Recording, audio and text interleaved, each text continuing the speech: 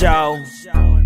What is up, Storm Chasers? Look, we got some good topics that we actually need to get into. I guess y'all gonna look at my pink blanket while we actually do this episode. Let me sit back a little bit.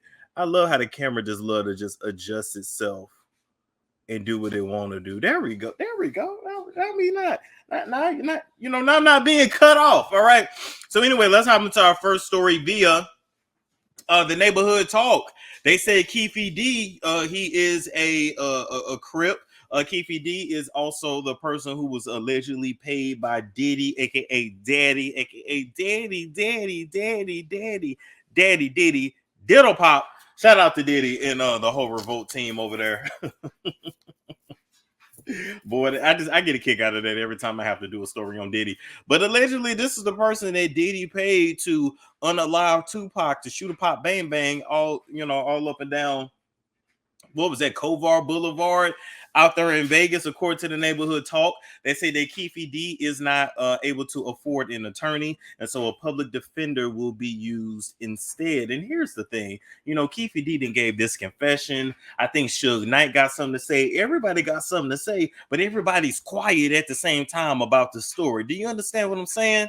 Like, really think about it. Keefe Deedon said that Diddy paid him and some other ninja $1 million for Tupac head. And I feel like a lot of publications ain't really covering this the way that they really need to be covering this. Now, Diddy, aka Daddy Diddy Diddle Pop, did go in for questioning, but it was kept real hush hush. It was kept really quiet. Now, the people in the street say that it wasn't Keefe D that unalived Tupac, that it was actually Keefe D's nephew, I believe. But Keefe D's nephew is now deceased. So now it's being pinned on Keefe D. I don't believe Keefe D did it. I'm gonna just say that. Without me even doing the deep dive into the case and all the details that we didn't see in 100,000 documentaries. They come out with a documentary on Tupac every other year, just like they do OJ and Nicole Simpson and that other dude that he allegedly unalive. Anyway, I say all that to say I do not believe it's Keefe D. I believe he's a scapegoat. I believe that somebody else is being protected and Keefe D is being put in place. But we are dealing with a lot of powerful people. We're dealing with a lot of we dealing with some real. I will say this though. Diddy, they on your head. Diddy, aka Daddy Diddle Pop, they on your head. All right. And Satan always comes to collect. That's all I'll say for that. I'm going to move right along. Y'all let me know what y'all think about that in the chat.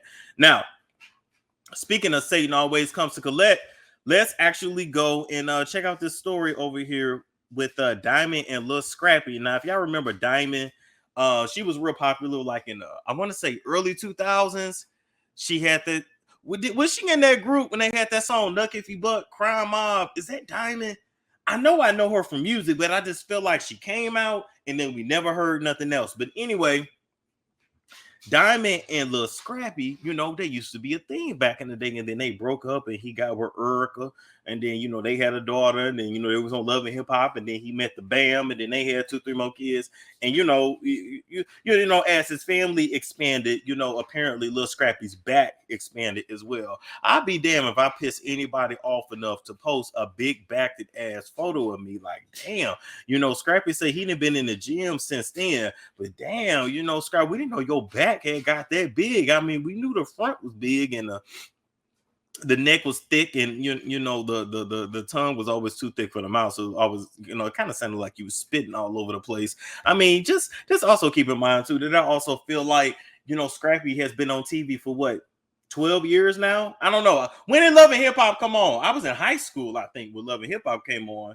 Yeah, I was in high school and now I'm 30, so at least 15 years on and off he's been on the screen. And I will give you props. Although your neck is grown, your face is grown, your back is grown, your thighs have grown, I will say your grasp of the English language and your enunciation has grown too. I will say your mental and emotional intelligence has grown as well. I mean, when I saw Scrap last season, the season before last, checking his mama and still doing it respectfully and speaking about his childhood trauma and how he grew up around all kinds of, night walkers and creepy crawlers and crackheads and meth fiends and You know, they must have been highly traumatic. Let's not even mention the fact that, you know, when little Scrappy was 14, one of Mama D's hoes actually gave him the sloppy toppy and gave him the cootie cat for the first time. And he was way too young to even be experiencing something like that. And that's just a little bit that he's telling us. You know, whenever somebody tell you a little, it's a whole lot that they not. So, you know, just imagine,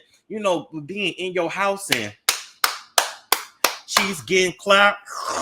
You know, eggplants getting sucked. Like, you know, they couldn't have had a house that was that big. So you hearing all this, you being shoved in your mama's room, door locks in, don't come out for 2-3 days. They putting on the cartoons, but you hear nothing but cheeks, cheeks, cheeks, cheeks, cheeks, cheeks, cheeks, cheeks. That's, you know, you hear none but that. And little mama, I mean, not little mama, Mama D is so damn narcissistic and self-centered that she feel like because she would always change the sheets. Mind you, now this going on in your room, all right? So you gotta stay in your mama room while cheeks is being clapped in your room, in your bed, you know, with your little Power Ranger covers on and stuff, all right? And then just breaking your bed and stuff every other day. Your mama gotta rebuild your bed on sticks and bricks because some hoes got down and things got a little too hot and heavy. You gotta hear all that. Just imagine what him and his sister Jasmine's childhood was really like. Just imagine when Mama D got mad when one of them hoes and come home with their money and she pop. Just imagine. And then you wonder why most of these black men don't want to be can't be committed, can't keep together no relationship. It all goes back to their childhood.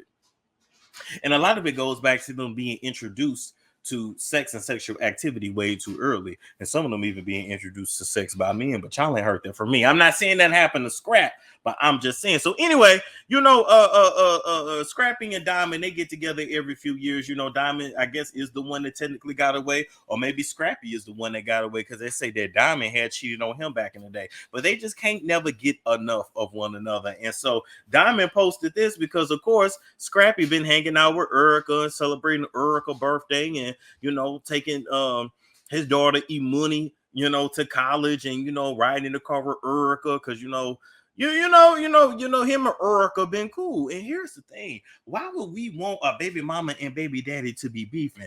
It's beautiful, you know. I'm trying to tell like them. Damn, I went a little Memphis with that. That wasn't Atlanta. That was a little Memphis. That was a little Glorilla Moneybag Yo. By the way, shout out to Moneybag Yo and the fake ass teeth and that receding chin. Anyway, we want a baby mama and a baby daddy to get along. Why would you want them beefing? But you know what? Diamond is in her feelings because she's not in the car with Scrappy to take E-Money to college. She's in her feelings because maybe she felt like that child that he had with Oracle should have been with her. She's in her feelings because let's keep it real. Let's say Diamond. Ooh, wait a minute. Is my mic on? Wait a minute. Who's to say that back in the day, Diamond didn't get pregnant by Scrap and got rid of the baby, and then he went on to have a baby with Oracle, and then to go on and have many more babies with the Bam. So who says Diamond don't feel some kind of way? Because bitch, you made me get rid of my baby only to go have more babies. Ooh, that's a theory. That's a theory, that's a theory. I'm just saying. So anyway, Diamond was in her feelings because I guess Scrappy wasn't answering one of her phone calls, and she posted this big backed ass photo with him to prove that he was in her bed. You know, you can tell that, you know, this was a long night. Oh, look at them pillows is wrinkled up, them covers is wrinkled. Oh, he turned her every which way but a loose in that bed. Oh my God, he ate her like a 12-piece lemon pepper. Oh, flats. Oh my God, that's, you know, after them she ain't even showing her side. I mean, I'm sure she probably made him sleep in the wet side anyway. I'm sure she squirted all over them sheets. You know, this is the, you know, this is the photo to say, you know, he may be with you right now, but he had his tongue in my butt last night.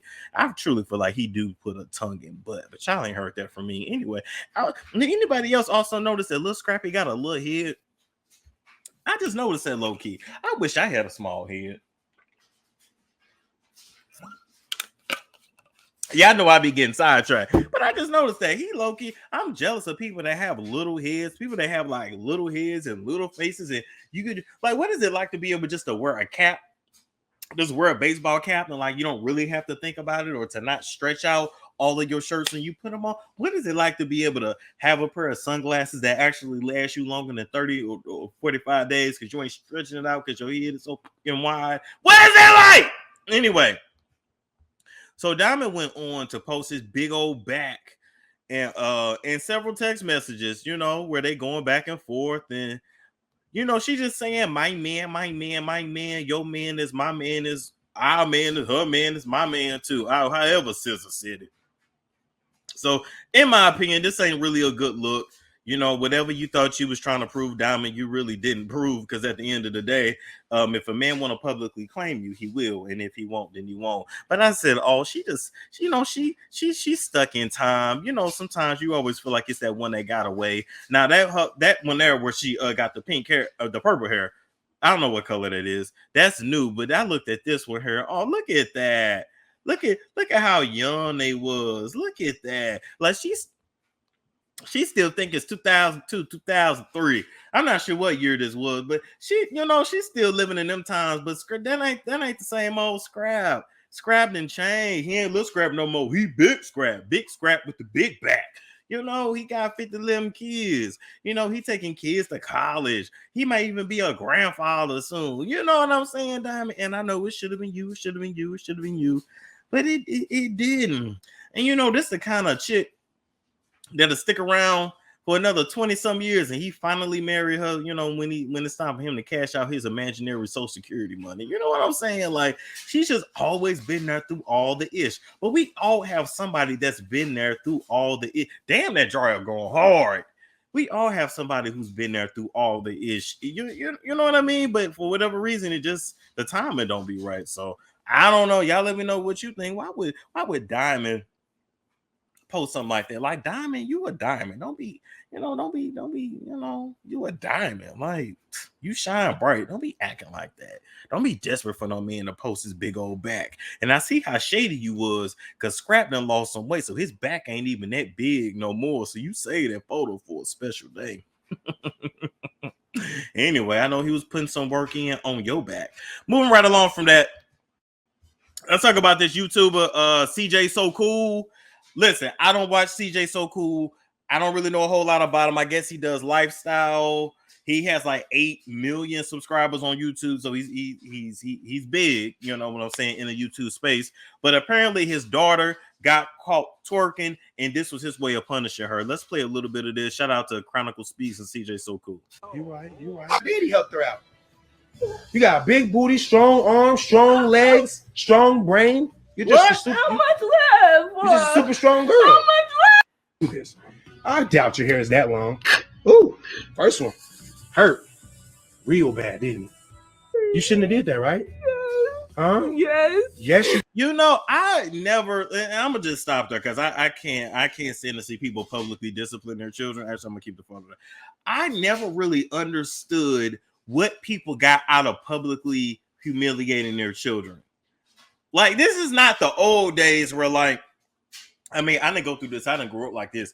Y'all didn't just grew up like this. You know, with your mama coming up there in her slippers and no bra and a house coat, and she beat you in front of everybody, but at least it wasn't on social media. It wasn't something that was going to have to live on forever. Now, it may be a memory that lived on forever in your head. You might have got clown. You know what I'm saying? For that month or that week or whatever, but them kids, they didn't clown you too much because everybody's parents would have did some shit like that back then. But nowadays, with social media, it's like these parents are getting a kick. It's like these, you know what I feel like it really is too. Because I'm not saying that she was in the right for twerking, and I'm not saying she shouldn't be disciplined. But a lot of times, people become parents just to become the bullies that their parents were. Do you understand what I'm saying? Like, a lot of people's primary motivation for having progeny, or as I say, crotch fruit, is simply so they can rule over someone harshly the way they were. Because if you call her twerking, if you call her doing something inappropriate, this would have been a great opportunity for you to sit her down, especially at her age. She looked like, I think she said she's 12. She looked 12 or 13. You shouldn't still be whooping ass at 12, 13 anyway. But this would have been a great opportunity for CJ to sit her down and talk to her about the value of her body, why it's not really appropriate to purport yourself in that manner. This just would have been a great opportunity to do that. But I don't have kids, so some may say I don't have a dog in this fight, and it probably wasn't her real hair that he was cutting anyway. It was just the extension part, and I get all that, but I've seen parents be so comfortable with just publicly shaming and humiliating their children, and it's way more about them getting props for humiliating their children than it is about the actual crime that the kid committed. I don't know. Like, I'm glad he's not hitting her. I'm glad he's not whipping her on one hand. But on the other hand, I'm not really cool with this neither. But I don't have kids and I don't want none. You people that have children, you breeders, let me know what you think in the chat. Do you think this is appropriate? Is it too far? Maybe this is something her mother should have handled. I don't know. Just for me, even if I had a daughter, oh God, please not. Please no children. But even if I did, I would feel like if I hit her, that's like subconsciously teaching her that it's okay for a man to hit her. Do you know what I'm saying?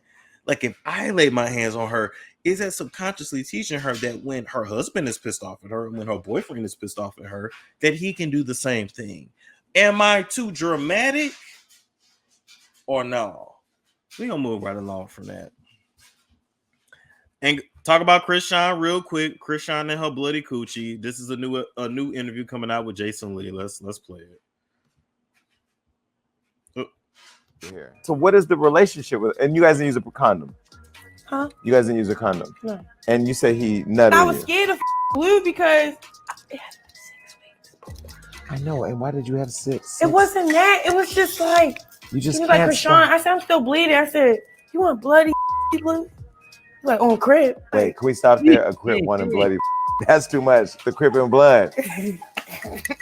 And so, what if you're pregnant again? Oh, he's just a sperm donor. I just want babies. I want 12 kids. All right, so y'all see that's Chrisean's new interview coming out with Jason Lee, where she's talking about still okay dryer, where she's talking about still having sex with Blue before her 6 weeks is even up. He did an interview with Jaden one day and went in Chrisean's coochie next. Listen, can we just be honest? At this point, Jaden and Chrisean are sister wives. Y'all sharing the same man. He's ejaculating in both of you. He ain't using no condom with neither one of y'all. At this point, sis, you might as well let Chrisean move in. At this point, Jaden, sis, you might as well let Chrisean move in, because it's clear that he's never going to be done with her. Now, let's talk some real. For whatever reason, Chrisean wants multiple children. She says she wants 12 children. And I'm like, damn, just like your mother, but do you not remember all the trauma you went through? But maybe Chrisean feel like because she got money and her mom different, that her kids is going to be different because I got money. But okay. A lot of these girls just continue to have these kids because they just want somebody to love them. They want unconditional love. They never felt it growing up. And so this is what it is. Number one. Number two, Chrisean, Blueface, Jaden, this whole trilogy, which really gives me Peter, Tara, and Amina vibes, if you really think about it. But their whole shtick is being a hot mess. And so I dare say they've made so much money and gotten so much clout off of being a hot mess, off of being dysfunctional, and off of being toxic. If they tried to go the correct route and live right and live righteous, I dare say the money would dry up. So I think they have to keep that shit up. Like, I think the only way at this point that Chrisean is going to stay relevant is just to keep popping out kids with Blue and to keep having problems with Blue. Do you understand what I'm saying? Because you can only fight so much on Baddies East. You already got a kid now, so you can't really tour and can't really shake and move unless you trust somebody with your kid. But she ain't put the baby down since she had it. So I don't know. I don't know. I don't understand. Y'all let me know what y'all think in the chat. But let me say this too. And my theories be theorying, okay? For whatever reason, when I look at that first baby, I feel like that's not Blue's child. I could be wrong. That baby really do look like Chrisean's ex-boyfriend. No shade, no shade. And it may not be. Maybe the baby just favor Chrisean more. Sometimes, you know, the baby can't look like the mama too in the mama side of the family. But I just feel and got a feeling that low-key that first baby might not be his, which is why she wasn't pressing for him to be there when the baby was born, which is why she didn't give the baby his name. And she may be like trying to rush and have a second one by Jonathan to make sure it's Jonathan's baby. Do you understand what I'm saying? It's just how, like, if you as a woman, you know, you have sex with one man, he come inside you and you be like, you know what? No. It's just like if you find out you're pregnant, but you're early, you're 2-3 weeks along, 4 weeks, but you got a man, but you cheated on your man. So you have sex with your man, so your man can think that it's it. Do you understand what I'm saying? Like, people do things for many reasons, and I low-key think that she want to have another baby by him to make sure that, like, this baby is his, and to make sure that Blue is actually around. And she ain't gonna press him for child support. She ain't gonna press him to put his name on that birth certificate. And I guess he's just gonna keep pumping her with kids. I don't know, man. I don't know. This is weird, but they got to keep the storyline going. So I totally get it. Moving right along from there, let's talk about this whole DJ Akademiks situation. First, before I get into DJ Akademiks, you know, response to Saucy Santana, let's listen to what Dr. Umar had to say, because I found this to be absolutely hilarious. Tree between DJ Akademiks and Saucy Santana. I've been getting text messages and inboxes, people telling me that there's a war brewing between DJ Akademiks and Saucy Santana. Allegedly, DJ Akademiks said some disrespectful things about the City Girls. I believe Mr. Santana is good friends with the City Girls.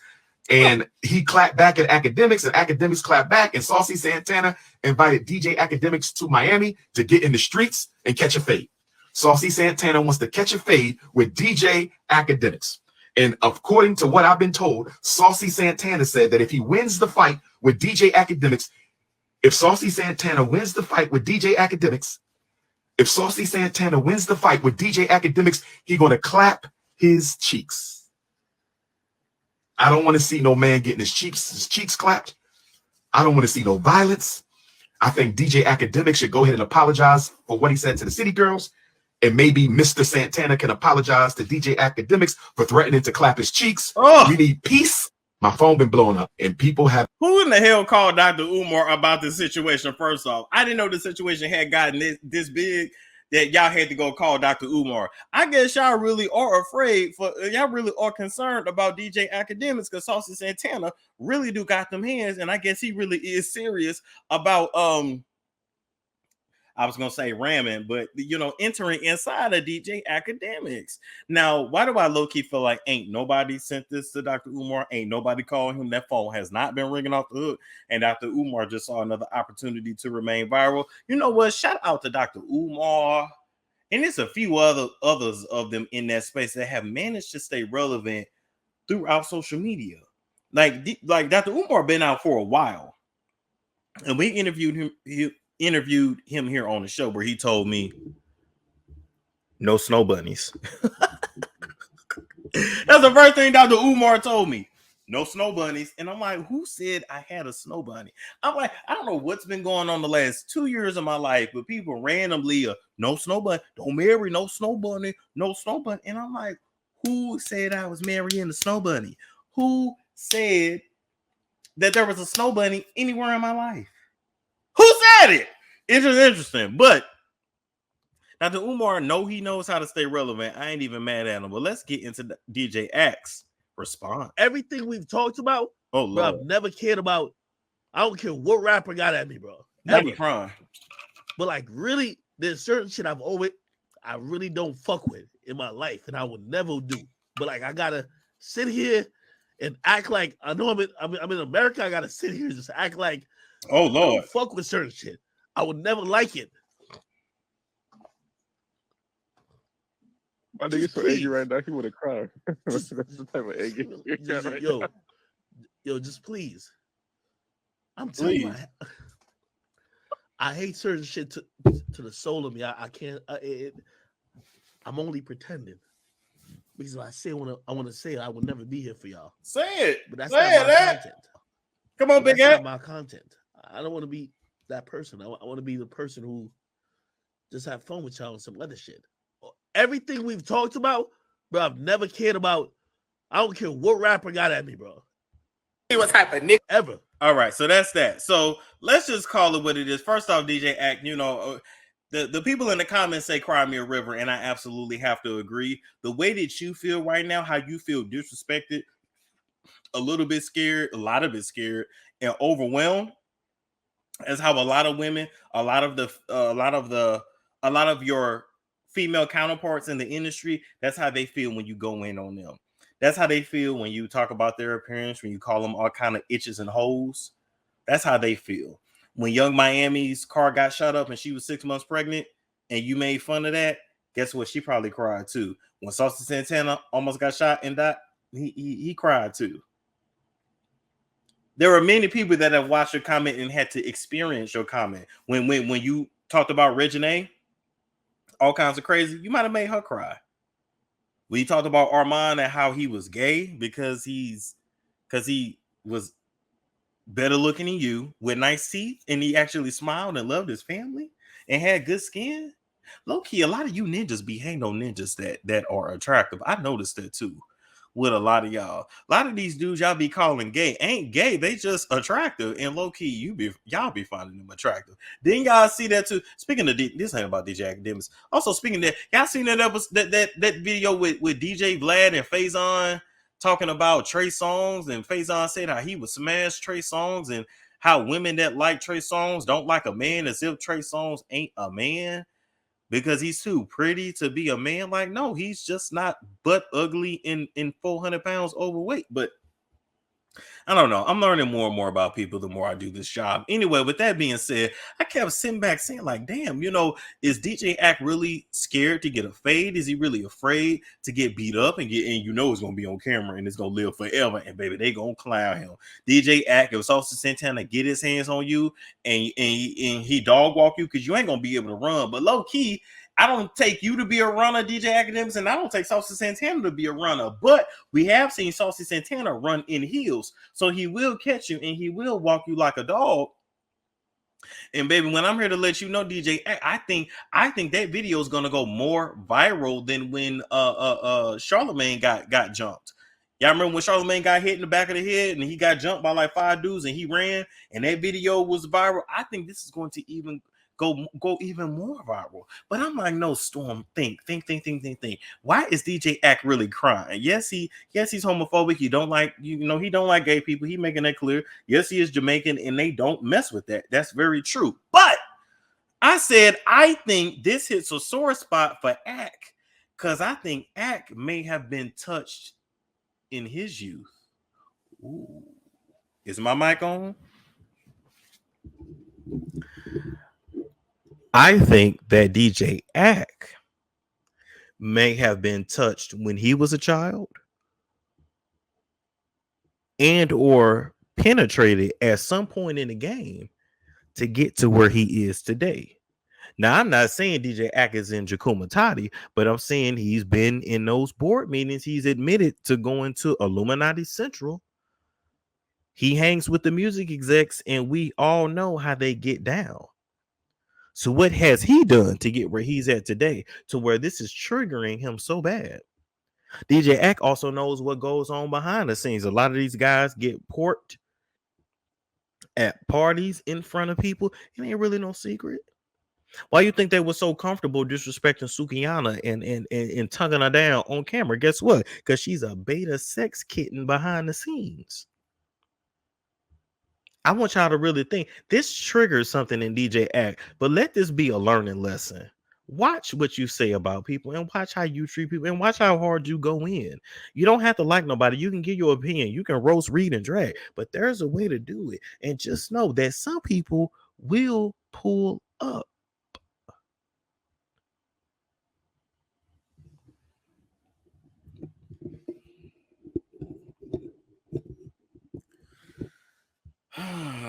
Moving right along from that. Let's talk about Keithlee. Lord, y'all about to run Keithlee off the internet. Y'all about to run him off the tic-tac, as my mama would call it, tic-tac. Y'all about to run him off these streets. Because y'all done sent him all kinds of death threats in DMs, all because he came through Atlanta like a wrecking ball and exposed what Atlanta residents had been saying for years. Every restaurant that me and my family go to, we were either A, invited by the restaurant themselves, or B, was told about the restaurant 100 plus times from locals, from people who mention me, from people who email me, DM me. 99% of the time, I never go to a random restaurant. With that being said, my opinion was asked for. So many narratives being pushed, and it's insane to me. But let's be honest, what else do you want from me? If I go to a bunch of restaurants and have a string of good experiences, then I'm being too nice, I'm lying, the narrative is being pushed that my eye roll is fake and I'm lying just to help people. Then on the same hand, if I go to 2 or 3 restaurants where I don't have the best experience, now I'm tearing down businesses, now I'm being mean, now I need to shut up, I need to mind my business, I need to sit down. Again, I can't win for losing. I understand everybody gonna have an opinion on the situation. You can disagree with me, you cannot like what I say.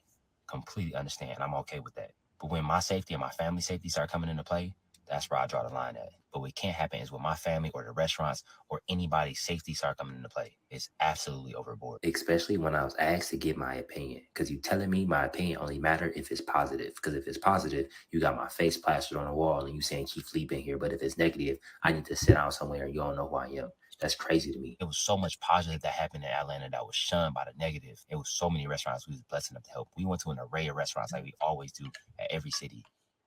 I'm going to be 100% transparent, 100% candid. Me and my family will postpone touring if other cities going to be like this. Every review not going to be the best. I'm going to be 100% honest. If you want me to come, please understand, I will be honest. I don't mean no harm. I don't have no malicious intent. I mean that, and when I say it, I mean it. People be like, well, you know what you're doing. You know if you give a bad review, people going to come and flood it with hate comments.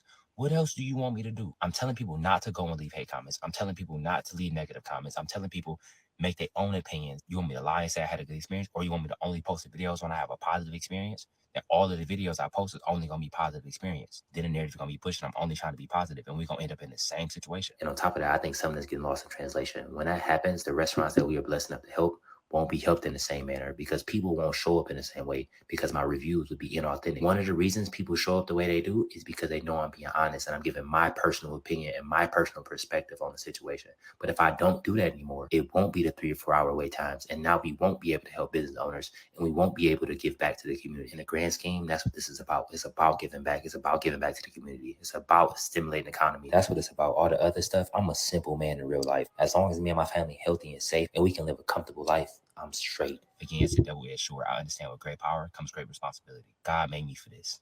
I'm built for this. At the end of the day, I just want to eat food, walk in my path. If you want to be on the journey with me, you are more than welcome. If you don't, God bless you. Y'all have an amazing day. Y'all be safe. And nobody's safety should be on the line. Not mine, not my family, not the restaurants that we go to. Relax. Like, relax, bro. Like, I understand. I get it. But at the end of the day, what you want me to do? You want me to lie? I can't do that. I'll walk away from everything before I lie. I'm telling you that right now. On 10 toes. Everything. On schoolyard crib. Okay, let me stop playing. Anyway, I saw this stuff and I'm like, what? I'm like, that just goes to show you how negative social media could be because Keithlee is one of the most unproblematic people on this internet. We finally made the right person famous and y'all about to run him in his family off the damn Tic Tacs because y'all can't take some constructive criticism. And then I thought back and said, the Keithlee had been all around the damn country and he didn't have this issue until he got to Scamlanta. He had even went to Chicago and gave his honest view. Well, low key, the food in Chicago is, can we talk about the food in Chicago? Oh my God. The food in Chicago is lit. Listen, you know, y'all know I'm from St. Louis, but Chicago wasn't number 4.5 hours away. And baby, when I tell you, you can't get a bad meal there, man. You know, Scamlanta ain't got nothing on Chicago when it comes to the food. But anyway, he was able to go up into Chicago with no problems and really Scamlanta. Y'all, this how y'all showing out. This how a lot of you business owners are showing out. Even the real milk and honey had to double back on their comments when they made that whack ass TikTok disrespecting this man because he told the truth. It just goes to show that black people don't believe that other black people should get good service. It goes to show that black people don't value other black people because most of the businesses in Atlanta are black owned. And it doesn't miss me that black owned businesses are treating their their customer base, which is black owned, like shit, which is inadvertently saying you don't believe that we deserve good service, good food. You don't believe that we can constructively criticize you because you're a business owner. No, bitch. You can get criticized like anybody else. Keithlee came to Atlanta and exposed what the residents have been saying for years. Is that if we're them, not me no more. But if they're patronizing a business, they just simply want good customer service and to be treated with respect. If I walk into a bit, I want somebody to actually be there to help me. All things that are very simple. When situations like this happen, I start to rethink, can we really have an all-black run government? Can we really live in our own neighborhoods and do our own thing? Look how we treat each other. I don't know. That's where my mind goes. It's absolutely ridiculous that people are threatening this man's life over him just simply telling the truth. It's crazy. Y'all let me know what y'all think, but let me say this too to Keithlee. Let me tell you something, Keithlee. First off, gangsters move in silence. Anybody that's really talking about they gonna do this, they gonna do that to you, they not. They gonna get in your face and want to shake your hand. They gonna want to hug and they gonna want a picture. That's just pretty much how it goes. You know, welcome to the real side of social media, Keithlee. I know you've been shaking and moving along pretty much unscathed. You know, there's been some rumors about you on Twitter that people been making up, but you've been able to really, keep that hush hush and on the low. You see what I'm saying? They talked about allegedly how you really met your wife, allegedly what she got. All those are just rumors. This is bullshit. And you haven't responded to that. And I love it. Okay.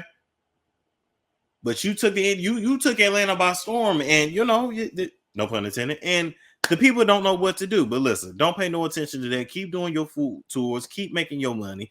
Keep doing you. Don't let these people run. Don't let these people knock you off your square. People see you successful, you happy, you got a family, you've really built something from the ground up, and people are jealous.